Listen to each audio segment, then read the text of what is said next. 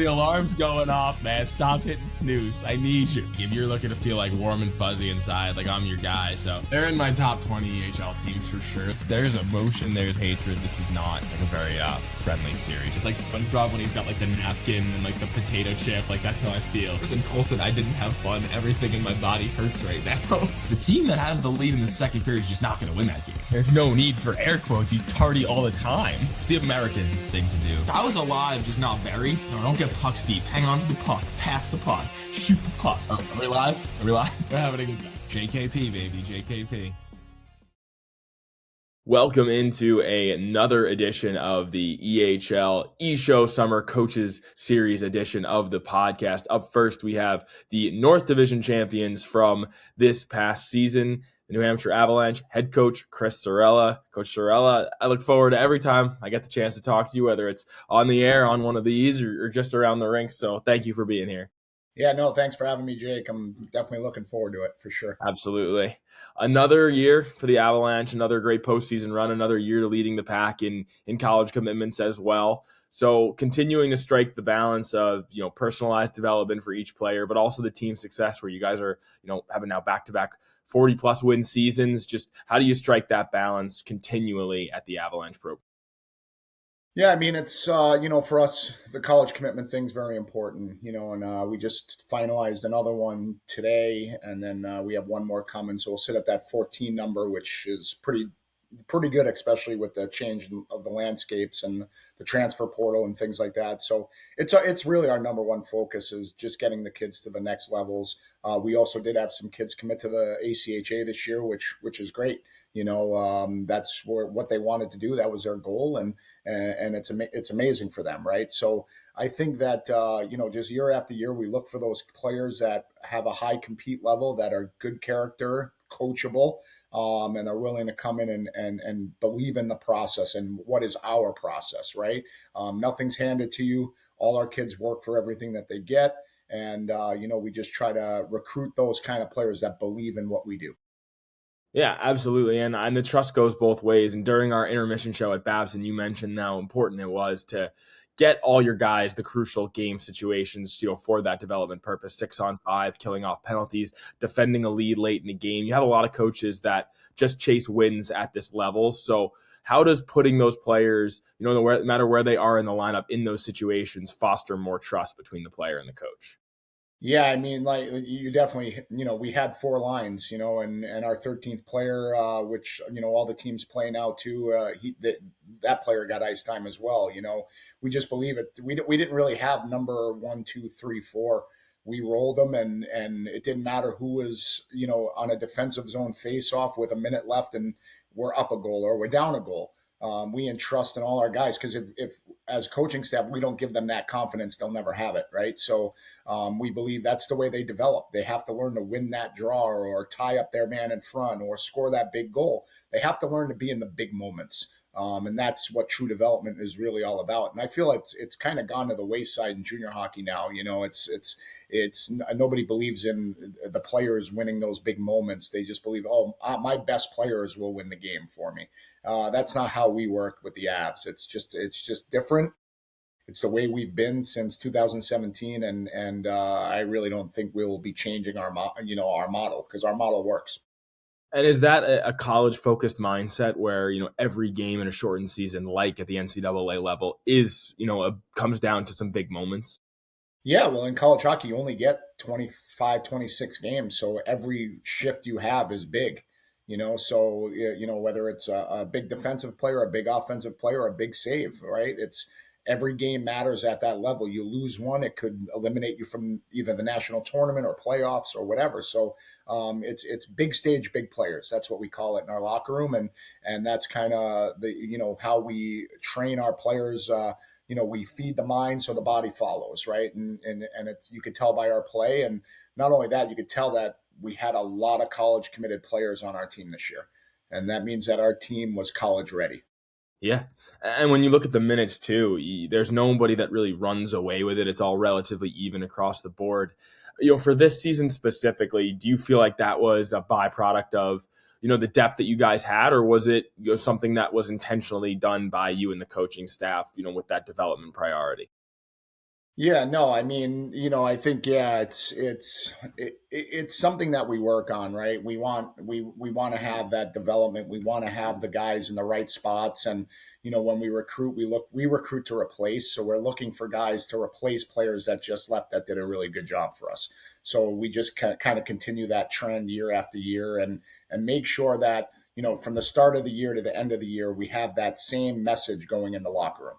Compete for what you want and get what you want, earn what you want. I think again too, that's another thing that's lost out there is, players don't, they don't feel they should earn what they get, or they don't understand what domination of levels really means. I think players now believe that dominating a level is having points, and that's not dominating a level.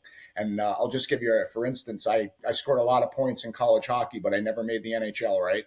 So, at the end of the day, the what people view now as dominating the levels, is to the wayside. It's gone in the wrong direction, and we just kind of tell our players, if you want to get to the next level, dominate your shifts in all three zones, do everything at your best. And something else you mentioned to me throughout the year was, doing that one thing that can separate you from the pack. I know you told me at one point, we've gotten to the point where our team, everybody's working hard. So now you have to do that extra little thing that can separate you from the pack. How can a player identify, what that is for their own game? Yeah, I mean, obviously every player is different, right? Score is score, and things like that. So like, if you're a kind of goal scorer type player, then you got to score those big goals because sometimes not all goal scorers make a great back check, right? So just you got to find, you got to polish what you do really well, and then work on the things that you don't. And that's kind of what we say to our guys in practice every day. Don't miss passes, and just little things. We work on detail and little things every day that at the end of the year, it becomes a big detail, not a little one anymore, right? Because in playoffs, you miss a pass, it can end up in the back of your net, things like that. So it's just a constant development of their mind and getting them to believe in themselves and pushing them hard, right? That's the other thing too. We want to make sure we push these players hard. Yeah, and on this year's team specifically, since we talked about depth, there was a good amount of guys that came in with prior junior experience. Obviously, the Vermont platoon from the league who pulled on the rope heavy from you guys. So, and then there were others just outside the Avalanche, the couple Wolves guys as well. So, did you notice any tangible benefits either on and off the ice of having guys that have gone through a junior season before, a little bit more number wise than your normal for that? Yeah, I mean, obviously we came up a little bit shorter than we would like to have, and that's okay. We had an unbelievable season, and again, like I said, our college commitments can't be touched, and that's enormous. But yeah, I mean, I agree that that group of guys, the Vermont group there, losing Luke Klarner halfway through the year, kind of hurt, but then picking up Sember was amazing. Even Jed Smith, who was kind of like he wasn't a flashy guy, but very steady on the back end, who played for the South Shore Kings last year in their program. And, so we had guys that had some, veteran grease to them. And I think it definitely helped us, through the ups and downs of the season when adversity came and things like that. I'll tell you what, the group was a lot of fun. It made me love coaching. It made me love coming to the rink every day because obviously, like every job, it gets monotonous sometimes, and it's work still at the end of the day. So it's a grind. It's, as you know, right? You're at the rink all the time and things like that. But this group was a lot of fun, and I think that had to do with they never really panicked. They never broke. They just kept going and going. Again, like I said, it didn't. We just weren't fortunate enough at the end. We lost a good game to a really, really good team, a well-coached team, and that's what playoffs is really all about, right? Every game is competitive. But this group was special, from the Noah Rogers to the Colden Lawrences and all of them, really. Ben Carfora, who unfortunately, we lost him, but that was a huge, huge loss for us. Gavin Bernston played with a torn meniscus, and Corey Alissi played with a blown out shoulder. And, it just kind of showed some of those younger guys what really it was all about, what junior hockey was all about. And watching the NHL playoffs, those guys are doing the same thing. they're blocking shots with their face if they can. And I felt like I had a team of veterans that were willing to do that for each other. Yeah, they were an excellent group of human beings as well. And in addition to the guys that came in from other programs, you had a high number of high level returners, like you mentioned, Carfora, but Cerrella, O'Leary, Coriolissi, Ethan Audi, one of your captains, Alex Ravakovic, I thought was one of the best players in the league this year. So all those guys, they're elite level players. A lot of guys test the waters after their regular seasons are over. Those guys didn't. They came back to the Avalanche. Is that a message to you that, okay, we're getting this formula right at this time of the year? Yeah, anytime you have retention like that, it's great, right? When those top guys come back, and they did, and they pretty much all went to school for the most part. Brody Andriol, who missed all of last year with mono, had a full season. He's going to play club hockey, which he had many offers that he just turned down at the D2 and D3 level. But all those guys, Ethan Audi, man, was he just not only just a great human, but just he was unbelievable to coach for our 2 years. And but just to have those guys, it was game changing. It really was. How much do those guys help with the recruiting process when it's assigned to guys? Ben Carfora, for example, was well over a point per game his rookie season in junior hockey, and he comes back and he produces more than he did last year. Is that a good message to other guys that are thinking of coming? Yeah, it's just called patience in the process, right? Those guys were all very good hockey players. They could have played anywhere. They didn't have to come back to the Avalanche, but they did, and they all had their own individual success because they stayed true to the process. They were honest and respectful and loyal, and it worked out for them. And again, like we talk about the change in hockey, that's a big change in hockey right there. You don't find that. Those guys didn't care about talking to other teams and stuff like that, where now guys are looking for other teams during the season behind your back, right? There's just no more loyalty, and the old school mentality is kind of not around anymore, and those guys had it, and that's why they're going to be really successful. They're not looking to jump ship, and they're going to go to college, and they're going to stay at their college for 4 years, and they're going to get their degree and be great people in the world. And they're just great. Every single one of them, whether it was an Avs returner or the Vermont kids, or from other EHL teams that we had or other junior teams, they were just all great human beings. I'm very proud to have coached them and developed them. But it's just watching guys like Ben Carfora, go through his ups and downs, and Coriolissi battle injured, and just like watching those guys do that, it was, like I said, it made me proud to go to the rink every day. Yeah, and how much stronger does it make a locker room when the trust is that high between players and staff? Yeah, this was like the closest, and it was both teams too, right? They were, Coach Josh Borden, my assistant and EHLP head coach, did a fantastic job, winning the championship and all, and we both teams supported each other at home games and away games, and it was just a great locker room. The Ryan O'Learys of the world and guys like that just bleed the Avalanche and believed in it. It was a very fun year, although, at the EHL level we fell short, but it was a fun year. I mean, those kids at both levels were so much fun. Mm-hmm. And you've mentioned all three of these guys in what we called the best third line in hockey: Burnson, Lawrence, and Rogers.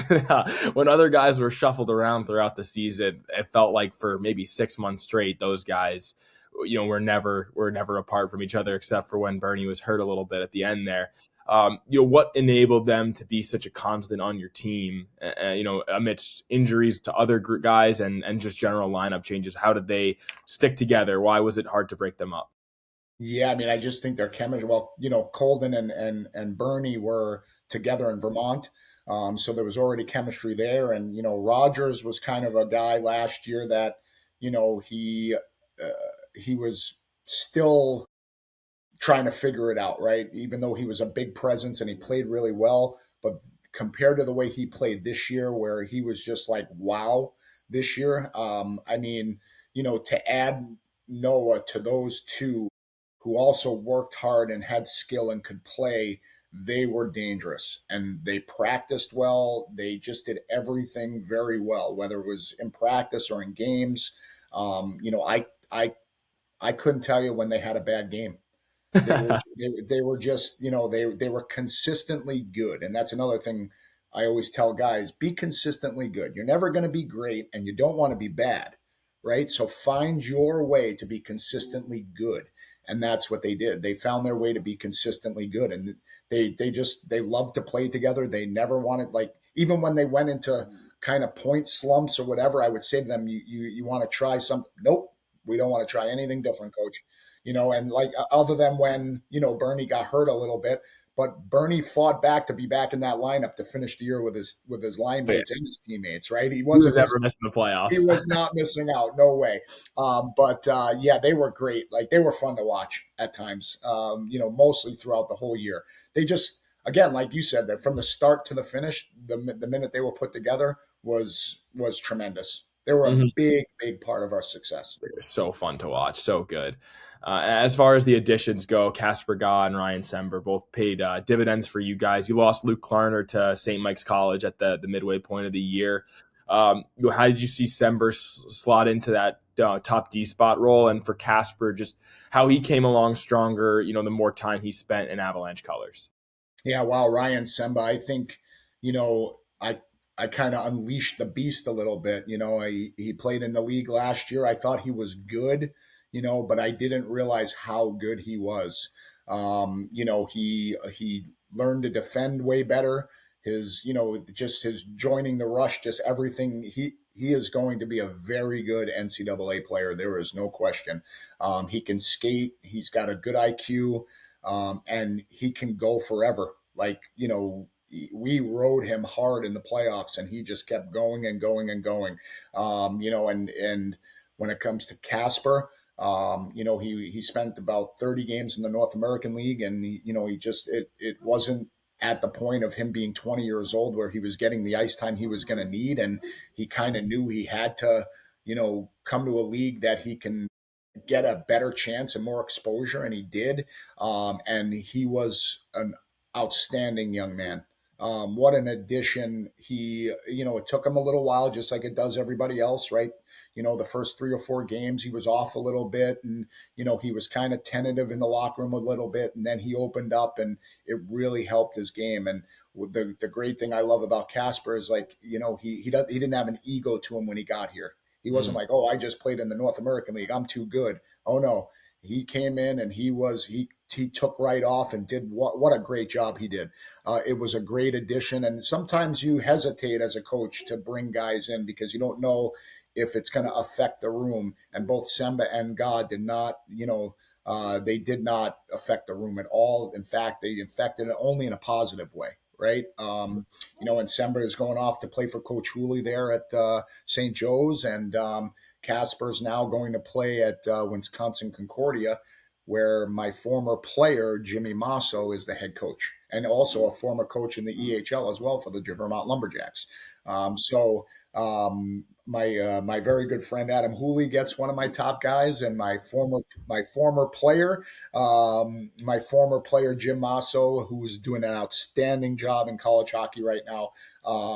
He gets Casper, which I think he's going to love coaching him. Yeah, no doubt. And to get into some of the depth guys at Babson, you mentioned how guys were, you know, making the most out of their playing time, taking on bigger roles. Michael O'Brien, Luke Tropiano were 2 guys that got more consistent roles as the year went on. Mackenzie Owens, we talked about at the intermission show. You mentioned he was playing a big role in the Wizards series that was ahead of the Seahawks game 1. So how does your model keep those depth guys engaged and ready to go when their number is called to step into something bigger? Yeah, I mean, if you look from the beginning of the year too, we never really had the same lineup, you know, and all year long, you know, it might have been 1 or 2 guys, but throughout the year, we you know, even our defensive core and stuff like that, we didn't have anybody that played 2 games and things like that. We tried to keep our guys as fresh as we could throughout, and you know, we let our guys know, like, you know, we everybody gets their opportunities all through the year, but when it comes to crunch time, it's playoff time. What we feel are the top, 15 forwards and the top 7 or 8 D. Those are the guys that are going to get the crack at the whip, right? And that's kind of, we're honest with our guys. We let them know, like, this is not everybody gets a trophy here. This is crunch time now, and playoffs are here, and like you're looking at the NHL games now too. A lot of those lineups are changing. You said like Michkov came out for the Flyers the other day, who is a pretty good offensive player, and they put in a guy that hadn't played a game yet, right? And he did very well. So as a coach, you just try to find the magic, right? You just try to find what works, and then you go with it. And Mac Owens, Casey Fuller, those guys who are returning us last year did a great job down the stretch, and I think they're going to be great, even better this year. And in playoff hockey, both your series were filled with some wild hockey, come from behind hockey. Game 3 versus the Wizards was probably the game of the year. Game 2 versus the Seahawks, you guys were down 3-1 in the first period to come back to win. Every team got their chance to show some character, some resilience. What do you think makes that time of the year so special in the EHL?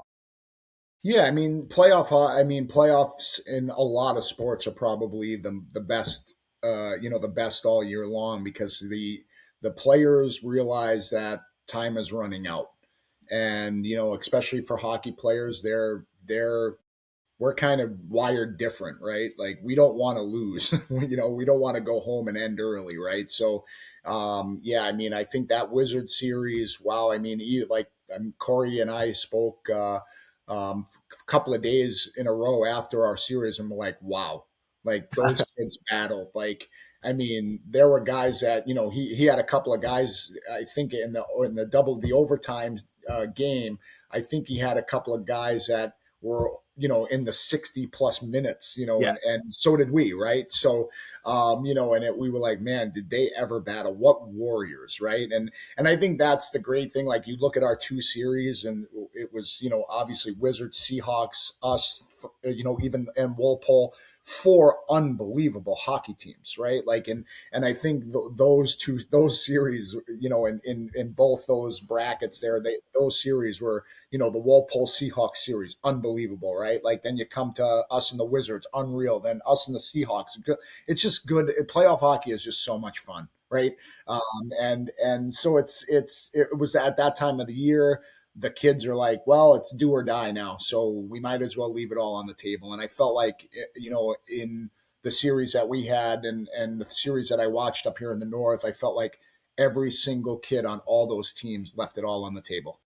Yeah, no doubt. And speaking of that, leaving it all on the table, your EHLP team did that en route to your first EHLP championship in franchise history.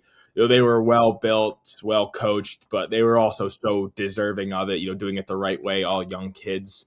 A lot of high school talent that you guys plucked from upstate New York, New Hampshire, wherever. Like, it was a truly built P team. So how exciting was that for you to be a part of and witness alongside Coach Borden?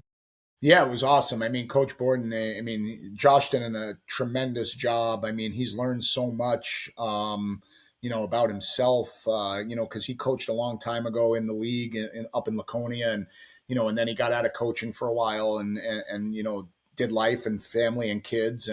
But he did a fantastic job. He had those kids believing from day one, and they worked hard, and they were just, they were a very fun group, right? And you could tell they had fun every day on the ice, and even their group chat. We have team group chats. They were wild on that, and just an awesome group. They worked hard every day. Josh pushed them every day. He did a lot of video with them. They were well prepared, and they had a little bit of everything. And you need a little bit of everything to win at the end, and they got that. They got goaltending. Their D played solid. They stayed out of the box. They were disciplined, and they scored big goals. Their big players played the big game, right? And it was very exciting. I was very happy, not only for Coach Borden, but for that entire team. Every ounce of sweat they put in, they reaped the reward at the end. It definitely felt that way. And you mentioned the big name guys, David Wood, playoff MVP. Ryan Doobie, who had to miss that final series, but I thought he was the MVP of the Seahawks series for sure. Matthew Topham, all-star, played, scored a couple of big goals in the final series. All of them got EHL time, especially Topham in the new year with some guys were hurt. So the Avalanche have been the most consistent team in bringing EHLP guys to the NCAA level. So what, have those three showed you, amongst some others that are going to get the nod as well, convinced you that they're on that same path towards NCAA? Yeah, I mean, Doobie came up, game one, we kind of threw him to the Wolves in the Simsbury Showcase. I think it was against the Bears, another really good team in the league, and he played really well. He didn't make mistakes. He worked hard. He scored. Believe he scored as well. He went hard to the net. He played small hockey. He played kind of how we play, and he's got great IQ. And I'm looking forward to kind of getting my claws in him and pushing him even more. And because I think there's still more in his tank in terms of development. Obviously, Woody played a game in Philadelphia. He did well. I thought he was really good in the playoffs. I think, with some more time, to get used to it. Obviously, I think he played, but with playing the All-Star game for the premier games, and I think he played 5 or 6 total games in 3 days. So he was kind of burnt out a little bit. But I think he's going to be a kid that can really go. And like you said, Topham, who played well when he got called up for 5 or 6 games. Max Warfield played in some games. The Tativa kid played in some games. I think all those kids that got some games, I think, and we got some other guys that are going to move up too, like the Guerin kid, the Cote kid, some other guys that are going to bring some different things to the table for us. I'm really looking forward to that group because I think there's some special stuff in there. It's just what that is, we will find out in August. Yeah, 100%. And as far as the big names for the EHL go, Nick Hussar, all-star, EHL goaltender of the year as well. Petey Silverman, who I think we'll probably see in an all-star jersey next year, it's fair to say. So high-quality returners like that. How do you imagine them kind of serving as the foundation for this next year's group of Avalanche players? Yeah, I mean, first of all, I think Nick would kind of agree that, playoffs weren't his best. But without him, we would have never got to where we were. And, it happens, it's unfortunate that he just faced a little bit of adversity at the end instead of the middle or the beginning, right? It does happen. It happens throughout the year. I think he's going to bounce back. I think he's an absolute stud of a human being. I think he's a great athlete. And I'm really looking forward to watching him grow. And Petey Silverman is just, he's been on 2 college visits since the off season. He's got another one coming up here in mid-May, which will be for the 27 season. I'm sure somebody's going to lock him in. I don't think they're going to let him go into next year without knowing where he stands. I wouldn't if I was them. But he's a threat on both sides of the puck. He plays in all 3 zones. I think they're going to set the tone. But I also think guys like Mac Owens and Casey Fuller and guys that were kind of unsuspected heroes for us are going to set the tone too. I think those guys are going to step up and do really well in year 2. I mean, if you really look at Noah Rogers and Ravakovic in year 1, they were good, but how good, and I think those 2 guys like Owens and Fuller and some of those other guys that didn't play, at the end as much or they didn't play every game throughout the year, but they developed and they're ready to go. So I'm really looking forward to having the group of returners. Plus, I think we got some high-end compete kids and some great skaters and a little bit younger talent. But I think we got some really good players coming in to go around them. Yeah, you set me up perfectly for my final question here. So, you mentioned throughout the year that you were planning on getting younger for the upcoming season, mentioning the changing juniors landscape. So how can the Avalanche continue to stay ahead of the curve, continue to commit, 14, 15 guys every year while, every week it feels like something's different in junior hockey? Yeah, it is. And that's what we're just trying to do, right? We're just trying to kind of weather the storm and see where the curve is. And, what we're doing is now we're building for 2 years out now, which, we didn't do last year, obviously, with all the returners we had. But, I think we're still going to be really good. We're still going to compete.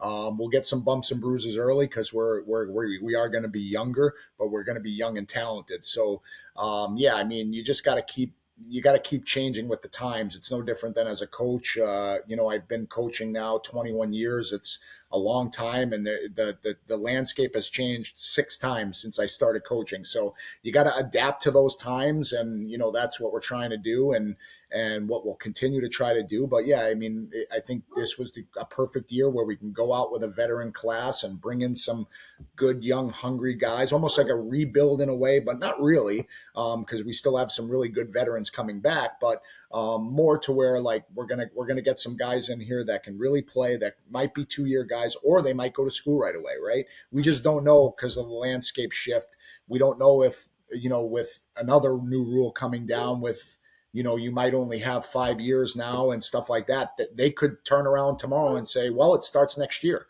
And if that's the fact, we're preparing for something like that if that does happen, we're well prepared for it. Well, we're grateful we know we can keep our teams of trust on the Avalanche to do their part and continue to commit guys, bring good people, and bring some winning teams. So, Chris, Absolutely. Thank you for everything you've done, man, and thank you for joining us here. Thank you, Jake. Have a great day, man. Too. Bye. Thanks for listening to the E-Show, presented by the Hockey Podcast Network. Learn more about us at easternhockeyleague.org and follow us on all of your favorite social media platforms. Also, be sure to subscribe and get notified when our next podcast episode is released.